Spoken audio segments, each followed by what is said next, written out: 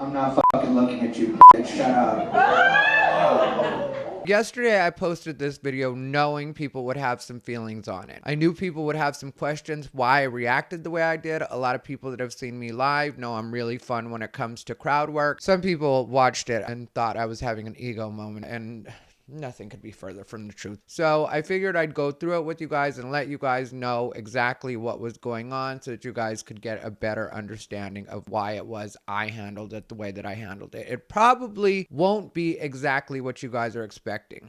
What's up, everybody? Rivera here, the absolute best LGBTQ comedian in the world. Before we get started, I'm just going to ask that you like, comment if anything strikes you, and subscribe. If nothing really strikes you, just go ahead and put a knife again, because some people are already coming for my throat on this video because they think I was entirely too mean. It is what it is, and let's get to it. What's up, guys? Just trying to match your energy. Don't want to startle anybody. It's been kind of quiet so far. Okay, so right there where I said just trying to match your energy and it's been kind of quiet so far, the audience had been being kind of reserved with the other comics, and I wasn't sure why the middle of the room was being quiet. Now, off to my right, you'll notice that I direct my attention over there after they say something to me, and I don't remember what that was. Kind of quiet so far. I'm not fucking looking at you. Shut up.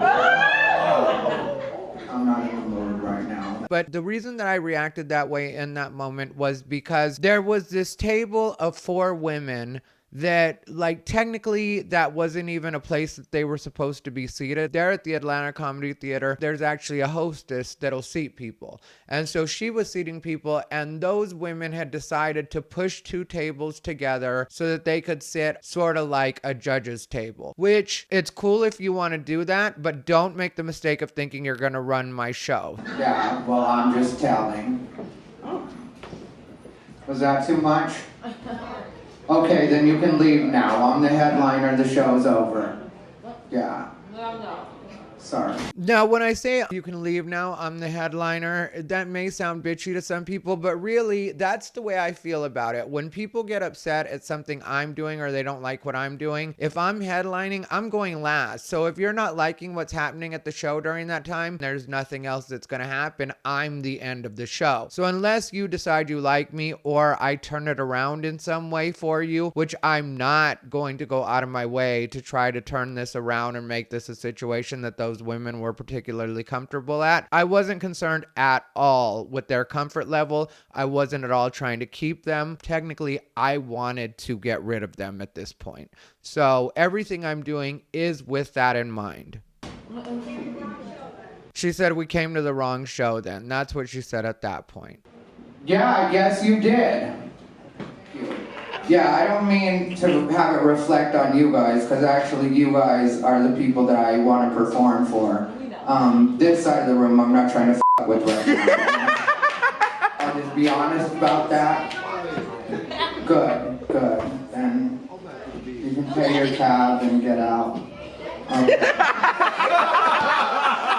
So that was it, and I told them they could pay their tab and get out, and nobody at the club had a problem with that. And really, when I redirected and got to the front of the room and told them that they were the people that I actually wanted to perform for, that was my main focus. And what had happened before that, what you don't actually see on the video, the other comics had tried playing with these women because these women were acting like it was a private show for them, which I'm not even sure if they actually paid to get in the club. I think they had been barked in, so they weren't even comedy fans, or more specifically my comedy fans, because I was headlining the full weekend. So I get it. People just decide to come in, but that doesn't mean I'm going to let those people run my show. Because what they were doing with the host as well as the feature that night, and there was a guest set, was they had basically torpedoed them. They were what, in my opinion, are the worst kind of hecklers. There's cool hecklers, and I put up with those all the time. I have a good time with those. The hecklers that I have a problem with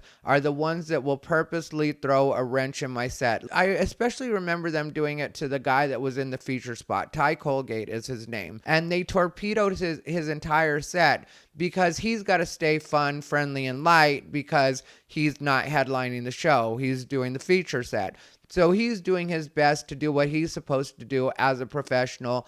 But instead of going along with that, they decide to start busting his balls, and not in a fun way, in a way like they'll start talking to him and then he'll ask them a couple of questions and then they'll start trying to work around what he's saying so that they can talk about what they want to talk about so that the show can be all about them. And the one that I said that I'm not talking to, that one in particular, I had a problem with because I know that personality. I see that personality all the time. This is the bitch that's running the entire room. She's in charge of everybody. She needs everyone to know she is the HBIC. That's right, the head bitch in charge. And she has just walked into my show and I'm just like, all right, well, if you're going to be that bitch, then be that bitch. So when I throw it to you hard, I need you to come back at me hard. I need you to be the bitch that you're pretending to be. I need you to go along with it. We're going to have a back and forth. It's going to go fast and I might end up hurting your feelings. I'm not going to try to hurt your feelings, but I'm going to go at you as hard as you're coming at me, as hard as you came at the last comic. And that's what I do. So when people wonder why I act this way in certain situations, it's because there are certain people that are trying to enhance the show. They may be misguided, but they're trying to enhance the show. And then there are some people that have decided that this is their night and they're going to take the show over. And that's great if you do that at anybody else's show. But if you do that at one of my shows, it's probably not going to work out in your favor and you're going to end up in the same position that this poor bitch was. Because this poor bitch didn't know what to do with herself when it came down to it. They right away turned into victims on me, which is not what I need. If I had said, bitch, I'm not talking to you, and she had said, bitch, I'm talking to you, we would have had a good time with it, and I would have gone at her, but I definitely would have respected her. But as soon as you turn into a Karen on me, when I say something, you're like, well, I guess I'm at the wrong show. I was here to so-and-so. Because that's what she had said right before I said the part. Because, you know, there's a part that's cut out to make it fit the 1 minute format so that we could put it on reels and we could put it on shorts. What you did lose in that edit was she was telling me that she had actually come to see somebody else on the show. And that's why I responded with, well, I'm the headliner. So whoever you came to see, either they went up already or they're not going up on the show after all. So you either like what's happening or you can go home. And I was doing a lot of crowd work and a lot of playing with people. So if there was ever a time to catch me in the mood for that, this was that weekend. And I really wouldn't have minded those women if they had just been willing to have fun. But like I said, what they had been doing with the other comics so far was just torpedoing their set. And so we have like 30 people in front of me that are looking to be entertained and want to see actual stand-up. That's why you notice when I said the part where I'm like, this isn't directed at you, you're the audience that I want to perform for, you heard a woman say, we know. You guys are the people that I want to perform for.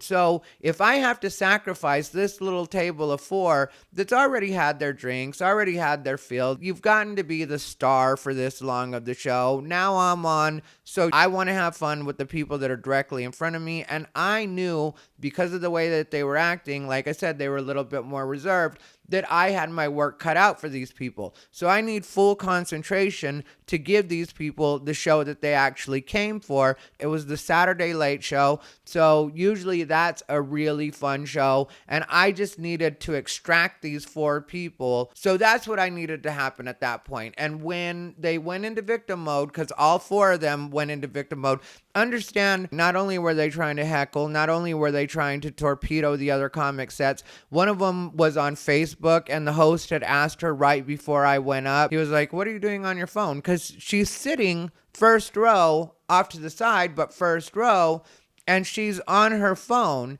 And the host asked her what she's doing, and she, like a teenager, and these were grown women. They were weathered. They had some years on them. And I'm not trying to be mean. I don't pretend to be a young guy myself. They were older though. So when I've got these older women that should know how to behave and they're acting like bad teenagers, like when the host asked the one girl, like, what are you doing? She was like, I'm on Facebook. And then he was like, so you're just going to be on Facebook? And she, yeah. And she just like keeps messing with her phone.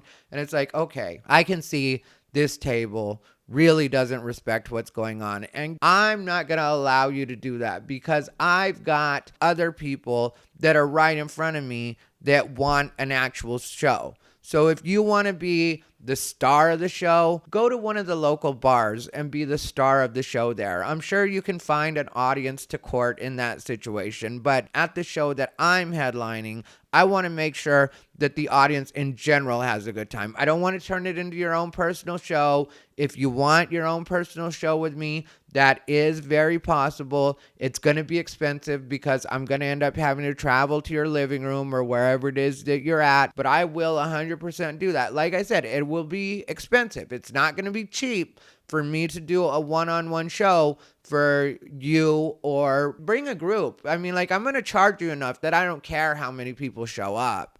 So definitely do knock yourself out when it comes to that.